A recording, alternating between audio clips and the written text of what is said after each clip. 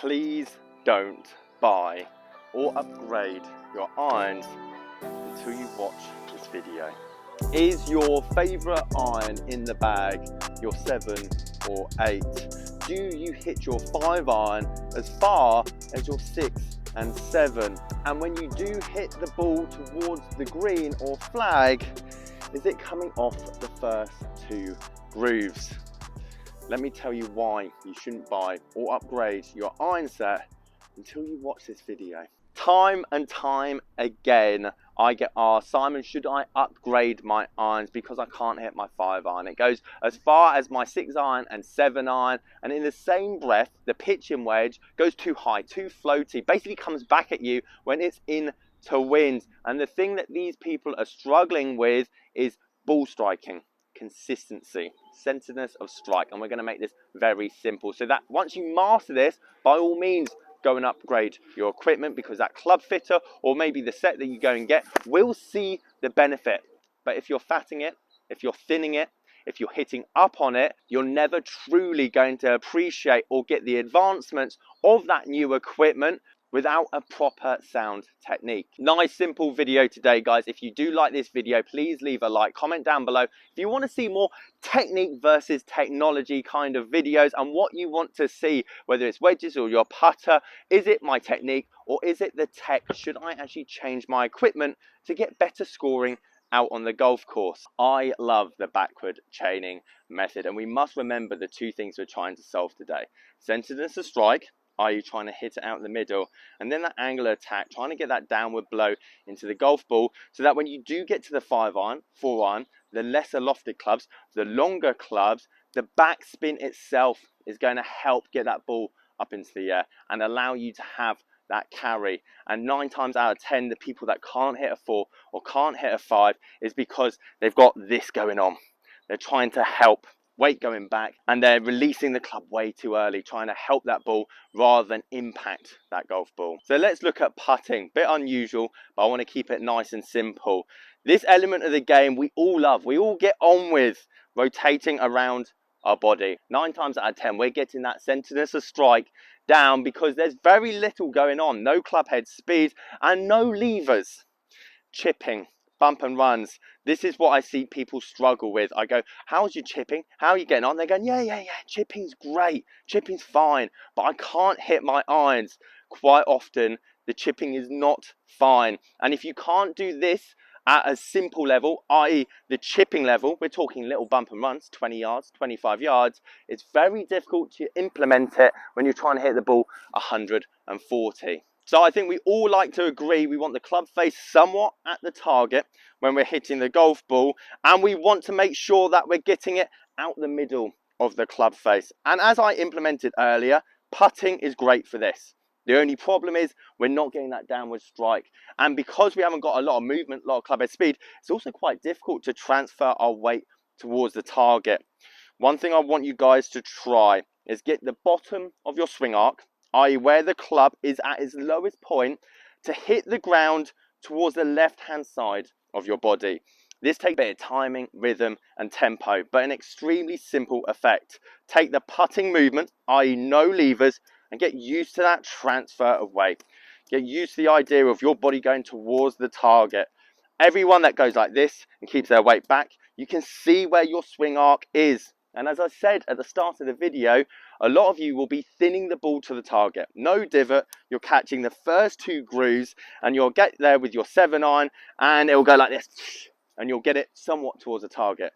The only problem with the wedge, the 9 iron, too much loft, i.e. it doesn't go anywhere, and because you're doing this with your 5 iron, quite often you're going to be hitting the ground because it's longer, but if you do catch it, it's got no spin because you've got a very low lofted club which you're hitting on the up. And a big reason why I love golf is that if you can solve one part of your game, you're probably going to fix another. So therefore, when we're standing here with a chip, keeping everything connected, watch how the butt of the club stays in, almost pointing at my buckle, and the club face is staying somewhat at the target. We're not getting this effect. We don't putt like this. We wouldn't stand here with a putter or a chip and go, so why would you start your swing with the same effect? Nice and simple, rhythm, rock back and forward like this, getting used to the idea. You can even do this before you hit a ball on the golf course. Stand up to the golf ball, hit your chip. So you've got pretty comfortable with the pitching technique, and it's time to move on to the longer irons. And as a drill at the driving range, again, I want you to get used to this idea of not putting, but that pitch shot, where you're getting used to this rhythm of your 7-iron, staying, club head staying out, club staying in, and getting used to that connection. 0 levers, because if you can't do it at this level, it's extremely difficult to then do it when the club is up here. You've obviously got a lot more club head speed. This is also a fantastic pre-shot routine out on the golf course to give yourself a bit of confidence when hitting these shots, so that when you stand over the golf ball, there's no doubt in your mind that you're going to be hitting it cleanly. As realistically, when we're hitting shots on the golf course, the only thing you should be worrying about is the target in the distance. So by now you're probably wondering, how do I fix the rest of it? The rhythm, the tempo, the centerness of strike, and hitting down into the golf ball with a pretty decent club head speed. Because you've got this impact, and this is never going to change, by the way. The idea with all your irons, your wedges, your clubs, the only difference that's changing is the club head speed, and that's when you start adding a lever into it.